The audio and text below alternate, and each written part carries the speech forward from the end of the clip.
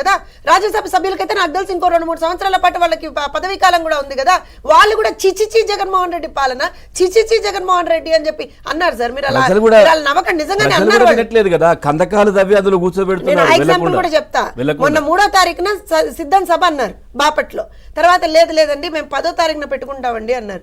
ఎందుకు అని కొంతమంది అడిగారు. అయ్యా బాబు, ఆ రాప్తాడ్లో ఒక సభ పెట్టుకుని ఏడిస్తేనే మనం గుంటూరు నుంచి, ఎక్కడండి గుంటూరు నుంచి ఏమంటారంటే ఆర్టీసీ బస్సుల్ని మనం హైర్ చేసుకుని, ఎందుకంటే ప్రైవేట్ వాళ్ళని బెదిరించి ఇచ్చేసుకున్న బస్సులతో సహా ఆర్టీసీ బస్సుల్ని ఒక 2500, 3000, 4000 బస్సులు తీసుకొని మరి మనం కష్టపడి వాళ్ళని అందరినీ కూడా అటు డబ్బులు ఇచ్చి అన్నీ ఇచ్చి తెచ్చుకుంటే ఒక్కొక్కళ్ళు ఎక్కడ కందకాలు తవ్వినా సరే అక్కడి నుంచి దూకి పారిపోయి వెళ్ళిపోతున్నారే, తాళాలు వేస్తే ఆ గేట్లు దూకి పారిపోయి వెళ్ళిపోతున్నారే, ఎక్కడైతే మనం పోలీసుల్ని పెడితే ఆ పోలీసుల్ని కూడా వాళ్ళని తోసేసి మరీ వెళ్ళిపోతున్నారే.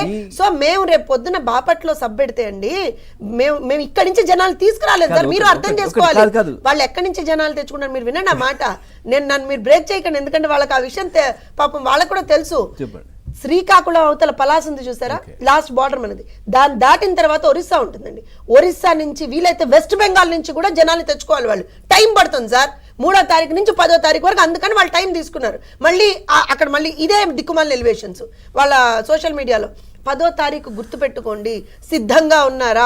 దేనికి సిద్ధంగా ఉన్నారు? జనాల్ని తరలించడానికి సిద్ధంగా ఉన్నారా? ఆ వచ్చిన జనాలను నేను తిట్టి నువ్వు పెట్టిన తిండి కూడా బాలేదురా నాయన అని చెప్పి వాళ్ళు వెళ్ళిపోతుంటే ఎక్కడ మొహం పెట్టుకోవాలో తెలియకుండా అటు ఇటు పరిగెత్తారు చూసారా? లేకపోతే దొరికిన ఏబిఎన్ రిపోర్టర్ను, ఏబిఎన్ కెమెరామెన్ మళ్ళీ పట్టుకోవడం గురించి మాట్లాడుతున్నారు కాబట్టి మొన్న ఈ మధ్యన అంటే ఎట్లా ఇప్పుడు వాళ్ళు ఆల్రెడీ ఆర్టీసీకి ఒక 5 కోట్ల వరకు బాకీ ఉన్నారు. 10 కోట్లు అవుతే ఏదో కొంచెం ఇచ్చారంట, మళ్ళీ ఇవ్వలేదు. ఇంకా దానికి ఇస్తారో లేదో కూడా తెలియదు.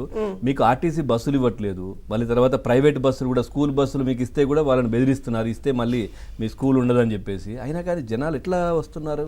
అదొకటి, ప్లస్ ఏదో ప్యాక్ ఏదో చూపిస్తున్నారు. ఏంటది? ఏదో 6 ఐటమ్స్ దాంట్లో పెట్టి ఏదో ప్యాక్ ఒకటి వచ్చింది, ఏదో ఎల్లో కలర్ వేసేసి ఏదో మీరు ఇస్తున్నట్టుగా పెట్టారు. కానీ దాంట్లో చూస్తే ఆ తెలంగాణలో సప్లై అయ్యే డ్రింక్ మద్యం ఉంది అందులో. సరే విషయం చెప్తాను పవన్ గారు, విషయం చెప్తాను.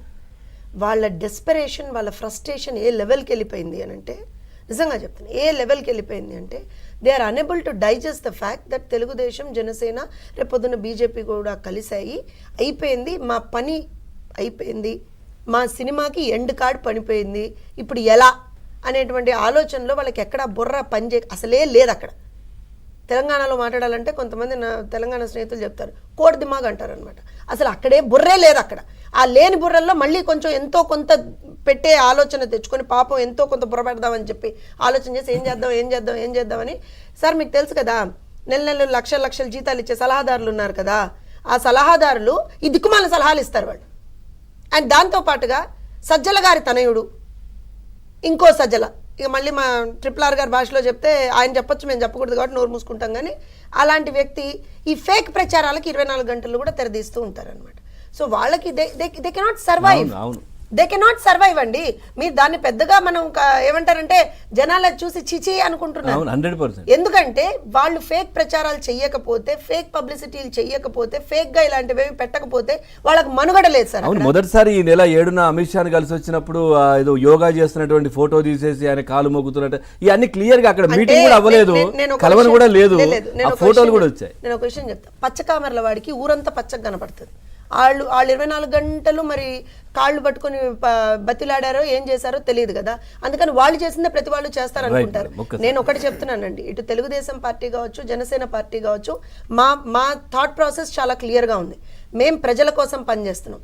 ఏ పార్టీ, ఇటు తెలుగుదేశం అయినా జనసేన అయినా సరే, మా స్వప్రయోజనాల కోసం, మా స్వలాభాల కోసం మేము పనిచేయట్లా. మేము కేవలం ప్రజల కోసం పనిచేస్తున్నాం. అవసరమైతే, ఇప్పుడు చెప్తున్నాం, అవసరమైతే ఏ పార్టీ మాతో కలిసి వస్తుందన్నా సరే మేము వెళ్తాం, ఓటు చీలనివ్వం అనే మాట ఏదైతే పవన్ కళ్యాణ్ గారు చెప్పారో అది అందరం కూడా నిజంగా. ఇప్పుడు మీరు ముగ్గురు కలుస్తున్నట్టే గానీ రాష్ట్రంలో అన్ని పార్టీలు కూడా వైసీపీ హఠావో, ఆంధ్రప్రదేశ్ బచావో అంటున్నారు కూడా అదే చెప్తా ఉన్నారు. నేను ఇంకో విషయం చెప్పనా, కిరణ్ గారు మాట్లాడే ముందర ఇంకో విషయం చెప్తా. మొన్న తాడేపల్లిగూడెం సభలో పవన్ కళ్యాణ్ గారు చిటికేసి మరీ చెప్పారు, బిడ్డా జగన్, నిన్ను గనక అద్దపాతాళానికి తొక్కకపోతే నా పేరు పవన్ కళ్యాణ్ కాదు అన్నాడా? అది రాసి పెట్టుకోమన్నాడు జగన్. కిరణ్ గారు నమస్తే. ఏం చెప్తారు అంటే చూస్తా ఉన్నారు అంటే పొత్తు ఇంకా మరి కాసేపట్లోనైతే దానికి సంబంధించి ఒక క్లారిటీ అంటే పూర్తిగా ఈ ఏదైతే సీట్లకు సంబంధించి కూడా ఒక క్లారిటీ వచ్చినట్టుగా తెలుస్తోంది. ఇంకా అధికారికంగా ప్రకటన రావాలి. సో ఇప్పటికీ ఇంకా వైసీపీ అధికార పార్టీ ఏదో చిచ్చు పెట్టే ప్రయత్నం, అంటే చిచ్చు పెడితే దాంట్లో నమ్మే వాళ్ళు ఎవరు